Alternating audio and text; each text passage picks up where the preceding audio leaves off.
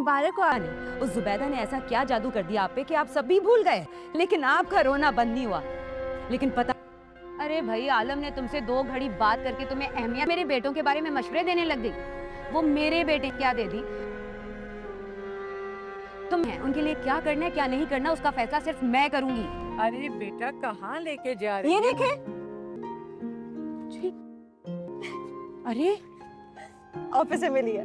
ऋषि बहुत ज़्यादा खुश होती है क्योंकि उसे ऑफिस से न्यू गाड़ी मिलती है। ये देखकर वो बहुत ज़्यादा खुश होती है, इसलिए तो वो अपनी दादी और माँ को लेकर बाहर आती है ताकि उनके साथ अपनी खुशी शेयर कर सके। वो उन सब के लिए एक सरप्राइज रखती है। वो घर के बाहर गाड़ी खड़ी कर देती है और उसके बाद अपनी दादी और माँ को लेके आती है ताकि उन्हें ये सरप्राइज दिखा सके। वो दोनों को लेकर जब बाहर आती है, उसकी दादी देखकर बहुत ज़्यादा हैरान होती है और खुशी से फूले नहीं समा रही होती है। और इतनी ही देर में देखा जाता है कि प्रीशे की माँ भी मुंह खोले खड़ी होती है क्योंकि इतनी बड़ी गाड़ी और उसकी अपनी बेटी की होगी, उसने तो कभी सोचा ही नहीं था।